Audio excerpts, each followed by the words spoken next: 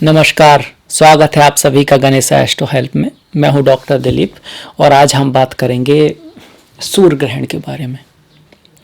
ये जो सूर्य ग्रहण है वो काफ़ी फेमस है।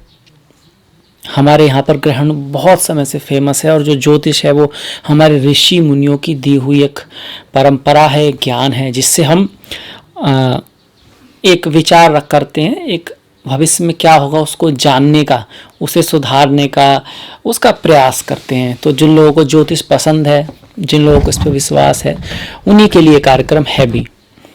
तो जो हम बात करेंगे सूर्य ग्रहण की, एक काफ़ी विरला सूर्य ग्रहण है। ऐसा सूर्य ग्रहण है जो सदियों में हुआ करता है, क्योंकि ये जो शनि और गुरु साथ में आए हुए हैं वो भी वक्री, ऐसा सदियों में ऐसा होता है। 100 साल 150 साल पहले कभी ऐसा हुआ हो। उसके साथ साथ इनके साथ ही जो इतने सारे ग्रह वक्री हैं, गुरु और शनि तो वक्री हैं ही, इनके साथ साथ बुध का वक्री होना, शुक्र का वक्री होना, राहु केतु तो वक्री हैं ही। तो मंगल को छोड़कर सभी ग्रह वक्री, सूर्य चंद्र का भी वक्री होते नहीं है। तो काफ़ी महत्वपूर्ण ग्रहण है और ये आपका रविवार को 21 जून को होगा, सुबह 10:20 से और करीब 1:50 तक। समय स्थान के अकॉर्डिंग अलग अलग होगा। ये जो समय है ये इंडिया में भी थोड़ा थोड़ा अलग हो सकता है, बाहर तो और अलग अलग होता जाएगा हर कंट्री में। तो समय वो सब बदलेगा। ड्यूरेशन जो है, जो समय जो लग रहा है वो भी कम ज़्यादा होगा जहाँ पर ग्रहण पड़ रहा है उसके अकॉर्डिंग। भारत में पड़ेगा, यूरोप में पड़ेगा, अमेरिका में पड़ेगा, तो काफ़ी हद तक इनको प्रभावित करेगा। जहाँ पर ग्रहण दिखता है, मतलब पढ़ने का मतलब मेरा वही, तो वहाँ पर ही उसका प्रभाव होता है, ऐसा हमारा ऋषि मुनियों का मानना है। जहाँ नहीं दिखता है वहाँ उसका असर नहीं होता है। पर इंडिया में ये क्योंकि दिख रहा है, भारत में ये दिख रहा है, हमारे भारतवर्ष में, तो इस पर असर होगा।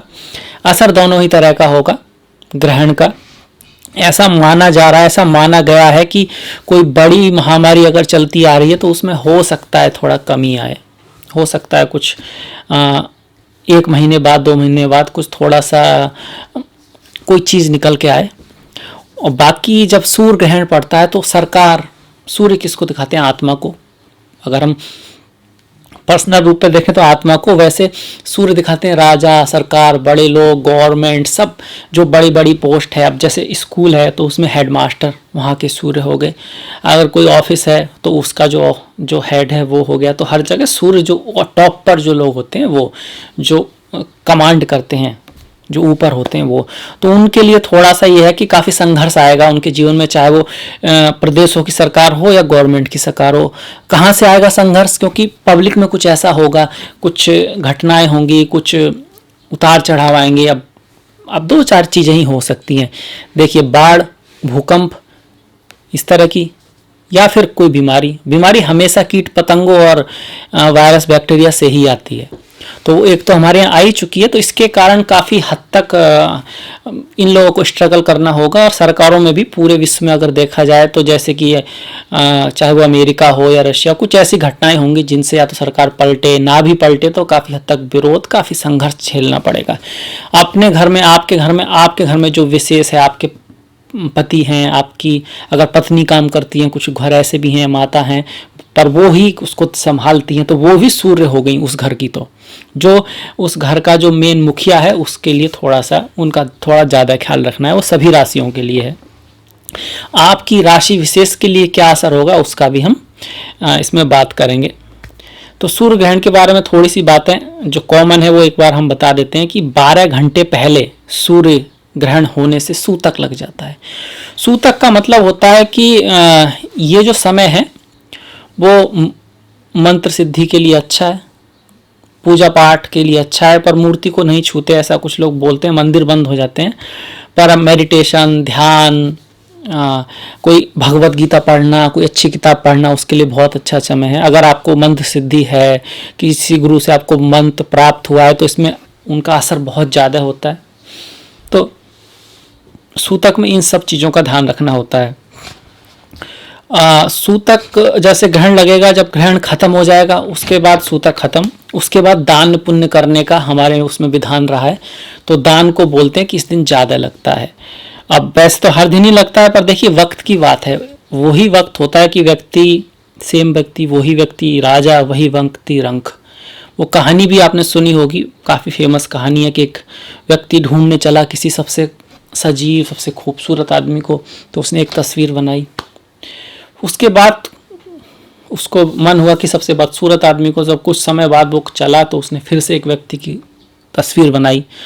पर जब उसने उसकी तस्वीर बनाई तो वो व्यक्ति रोने लगा कि क्यों, समझ में नहीं आया। फिर उसने बताया कि वो जो खूबसूरत व्यक्ति था वो भी मैं ही था। तो समय बड़ा बलवान होता है। तो जब ये ग्रहण हो या फिर कोई त्यौहार हो, चाहे महाशिवरात्रि हो या एकादशी हो, तो उन दिन समय में एक विशेष ऊर्जा होती है। ऐसा नहीं है कि और दिन अगर आप दान करते हैं तो उसका फल नहीं मिलता। तो एक दिन, ये कुछ विशेष दिन होते हैं, इनका एक विशेष महत्व होता है। तो अगर दान पुण्य करते हैं, अपने पितरों के लिए कुछ दान करें जिनको अमावस्या होती है। सूर्य ग्रहण हमेशा अमावस्या को ही होता है, चंद्र ग्रहण पूर्णिमा को होता है। तो पितरों से रिलेटेड किसी को कुछ करना है, पूजा वगैरह, उसके लिए भी अच्छा है। वैसे भी आप उसको दान पुण्य करने के लिए अच्छा है। सूर्य की रोशनी में न जाएं, मतलब कि ये नहीं है कि अब अगर काम है तो जाएंगे तो उसकी तरफ देखें नहीं, कैप लगा लें जहाँ तक हो सके। ऑफिस में काम करते हैं तो बहुत ही बढ़िया बात है, बाहर ना निकलें। वैसे भी कोरोना की वजह से बाहर जितना कम निकलेंगे उतना अच्छा है। सिक्योर रहें, मतलब कि कोई रिस्क ना लें, कोई अधर्मपूर्ण काम तो बिल्कुल ही ना करें। कारण है उसके कि जब भी ग्रहण होगा, देखिए सूर्य चंद्र आपके पास में आ जाएंगे, है ना, और चंद्र के ही जो नोड हैं वो राहु और केतु हैं। तो उस दिन ना थोड़ा सा सभी व्यक्तियों का जो सोच होती है, थोड़ा सा गुस्से में हो सकते हैं, एग्रेसिव हो सकते हैं। और आपने अगर कुछ ऐसा किया, प्रैक्टिकली आप सोचिए, तो चूंकि सभी लोग थोड़े से ग्रहण के प्रभाव में, आपका हो सकता है कि आपको कुछ ज़्यादा ही उसका फाइन भरना पड़ जाए, बात राई से पहाड़ हो जाए, बहस झड़ जाए, क्योंकि सभी लोग थोड़े से एग्रेसिव होंगे, सभी लोग थोड़े से अनबैलेंस होंगे। तो इसे सोचकर हमारे ऋषि मुनियों ने कहा कि भैया एक दिन घर में बैठ लो, पूजा पाठ करो, कोई प्लान बना सकते हो, कोई बड़ा निर्णय ना लो।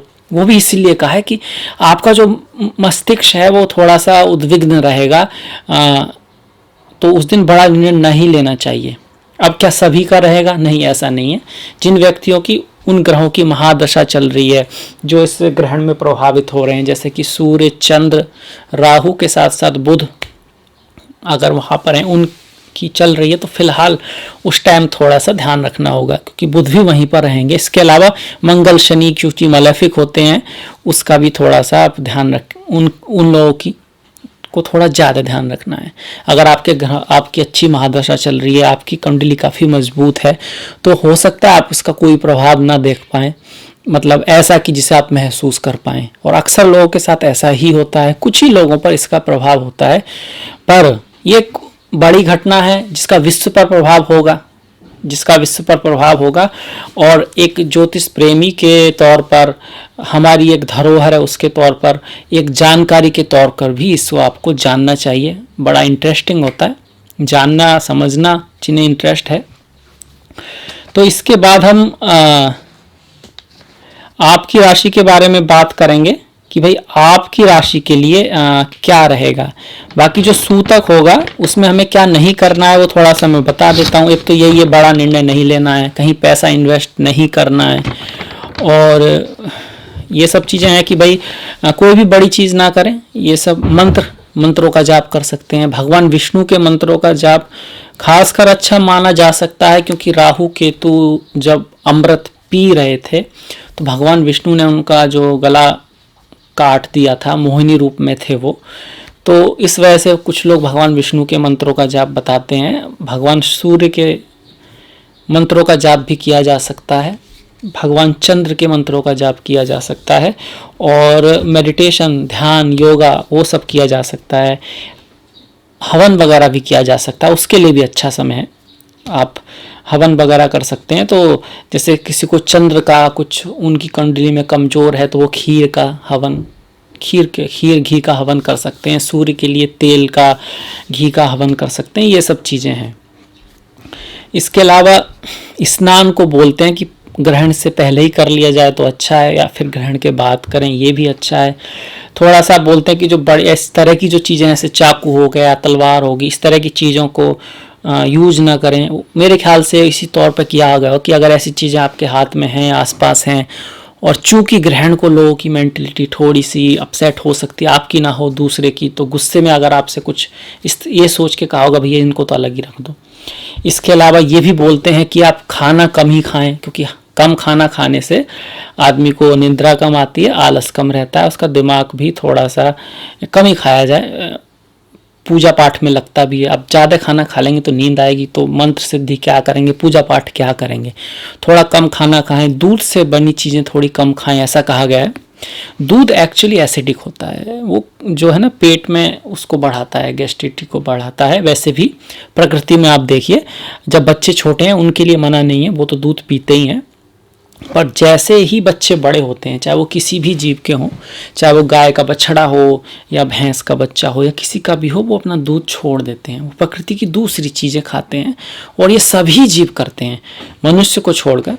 तो दूध को बहुत ज़्यादा हेल्थी बचपन में तो ठीक है, चलो 16, 17, 18, उसके बाद थोड़ा सा दूध को कम कर देना चाहिए, ऐसा हमारे ऋषि मुनियों का मानना रहा है। बाद में और क्या नहीं करते भाई, इसको अपने बड़ों का अपमान न करें, बड़ों का अपमान न करें। आपके जो पूर्वज हैं उनको अगर उनके लिए प्रार्थना करते हैं बहुत अच्छी बात है, पर गलती से भी उनका अपमान नहीं करें इस दिन, ये बहुत खास बात है। कोई भी बुरा कार्य, कोई भी बुरी सोच अगर आती भी है तो उसको वहीं से ख़त्म कर दें, क्योंकि चीज़ें बढ़ सकती हैं, चीज़ें बिगड़ सकती हैं, इस चीज़ का ध्यान रखना है।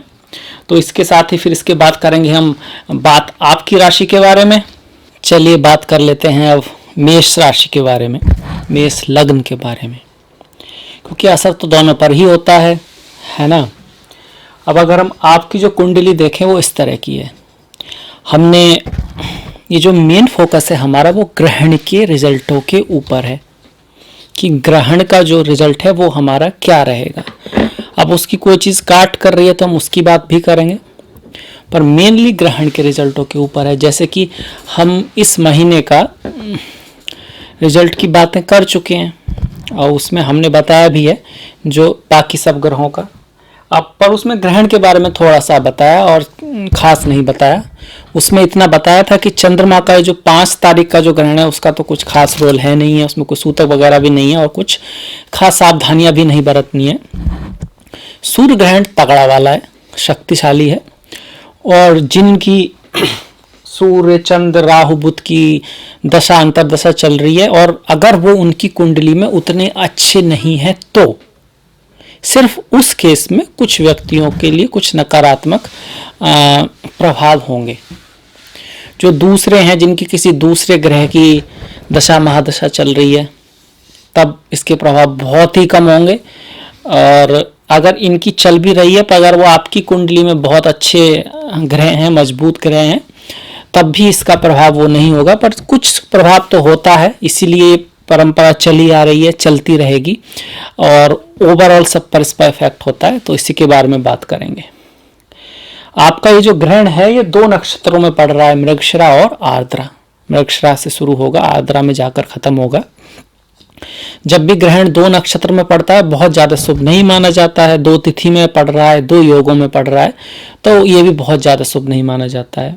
इसी तरह के ग्रहण की चर्चा महाभारत काल में मिलती है, तो बहुत अच्छा नहीं है ओवरऑल। पर अगर हम आपकी कुंडली के लिए बात करते हैं तो देखिए पड़ रहा है आपके तीसरे भाव में, तीसरे भाव में पड़ रहा है। यहाँ पर सूर्य चंद्र राहु बुध, अमावस्या को ही पड़ता है सूर्य ग्रहण, तो अमावस्या वाले दिन रहेगा। तो तीसरा भाव होता है आपके पराक्रम का, भाइयों का, पड़ोसी का, यात्रा का, कम्युनिकेशन का।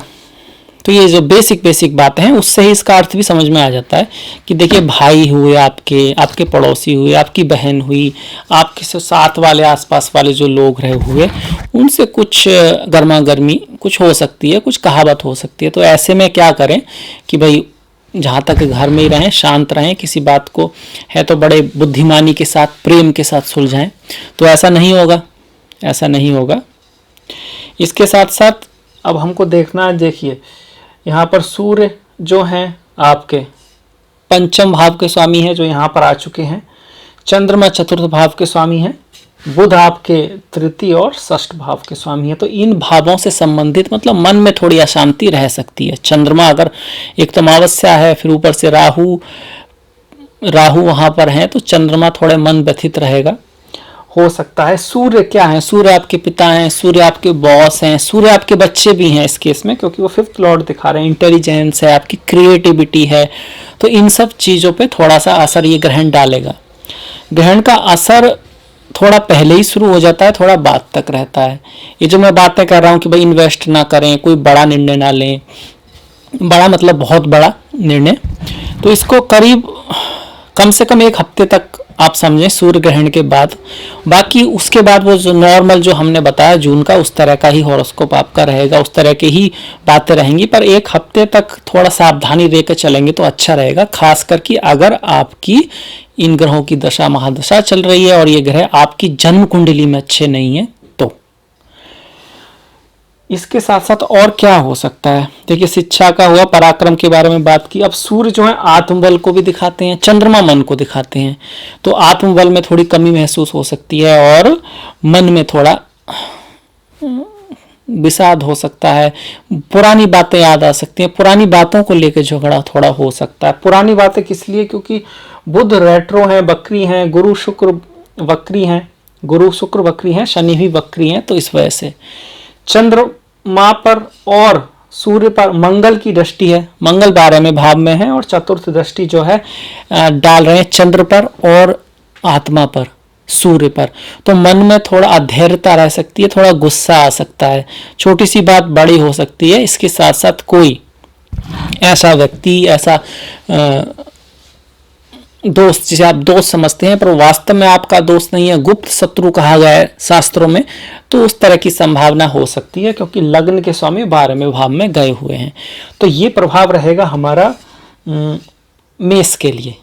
अब ये सिर्फ लग्न के ऊपर, चंद्र राशि के ऊपर ग्रहण का प्रभाव है। इसके साथ साथ आपके कुछ अच्छे प्रभाव भी हैं, उसको बताना जरूरी है, नहीं तो कुछ लोग यही समझेंगे कि सिर्फ नेगेटिव ही होने वाला है इस महीने में। ऐसा भी नहीं है। देखिए, शुक्र आपकी अपनी राशि में बैठे हैं, शुक्र माता लक्ष्मी के प्रतीक हैं और अपनी ही राशि में बैठे हैं, तो धन आने की संभावना रहेगी। शुक्र वक्री हैं, तो आपके पुराना प्रेमी, पुरानी प्रेमिका या रिश्तों में थोड़ा सा पुराना जो पहले जैसा आपका जो अच्छा रिलेशन था अगर पति पत्नी के बीच, और किसी कारण से बिगड़ा या कुछ काम की वजह से, किसी भी वजह से, तो वो बातें फिर से आ सकती हैं। हालांकि शुक्र का वक्री होना कार्मिक रिलेशनशिप को, थोड़ा बहुत रिलेशनशिप में कई बार टकराव वकराव भी आ सकते हैं, उसको भी दिखाता है। गुरु और शनि जो यहाँ पर हैं वो मेष लग्न वालों के लिए तो शश महापुरुष योग बना रहे हैं, मेष राशि वालों के लिए भी बना रहे हैं। लग्न वालों के लिए थोड़ा सा बेटर स्थिति है, राशि वालों के लिए थोड़ा सा मेहनत करनी होगी, थोड़ा सा चीज़ों को देख के चलना होगा, किसी पे विश्वास ना करें, दान पुण्य धर्म करते रहें। अब वो वीडियो देखना चाहें तो देख लें, मेष वाला, उसमें थोड़ा डिटेल से बताया है मैंने। केतु का 9वें स्थान में आपके धर्म के प्रति ध्यान रहेगा, धर्म को जितना अपनाएंगे उतना आपके लिए अच्छा रहेगा, जब तक कि केतु यहाँ पर है अक्टूबर तक। वैसे भी धर्म से ही अर्थ मिलता है, धर्म से ही मोक्ष भी मिलता है, धर्म से ही काम की प्राप्ति भी होती है। अब कैसे काम की, कैसे अर्थ की, ऐसे पैसे की, ऐसे काम की जो वास्तव में सुखदायी हो, तो उसकी प्राप्ति धर्म के अनुसार ही होती है। इसीलिए अगर आप अपनी कुंडली में देखेंगे या किसी भी कुंडली में देखेंगे, पहला भाव हमेशा धर्म है। 3 त्रिकोण होते हैं, धर्म, अर्थ, काम, मोक्ष। देखिए, ये जो पहला है ये धर्म है, इसके बाद अर्थ, उसके बाद काम, उसके बाद मोक्ष, फिर से धर्म, अर्थ, काम, मोक्ष, धर्म, अर्थ, काम, मोक्ष। इसका अर्थ है कि धर्म आधार होना चाहिए, धर्म पूर्ण अर्थ, धर्म पूर्ण काम, मोक्ष प्राप्ति का साधन बनता है। इसी तरह से यहाँ पर यह तो धर्मपूर्ण अर्थ और धर्मपूर्ण काम ही मोक्ष दे सकता है, वही सुख दे सकता है। तो इसके हमेशा के लिए ही धर्मपूर्ण काम करना चाहिए, और खास करके जब ग्रहण हो तो हमेशा धर्म का पालन करना ही चाहिए। कुछ सेंसिटिव टाइम होता है, ये कुछ विशेष समय होता है, इसकी एक विशेष मर्यादा होती है। तो मुझे आशा है कि आपको ये समझ में आया होगा, पसंद आया होगा, और अगर आपको पसंद आया हो, आपको अच्छा लगा हो तो लाइक कीजिएगा, सब्सक्राइब कीजिएगा, कोई क्वेश्चन है तो पूछिएगा। जो घंटी वाला बटन है उसको दबाना मत भूलिएगा। मिलेंगे फिर नेक्स्ट वीडियो में, तब तक के लिए नमस्कार।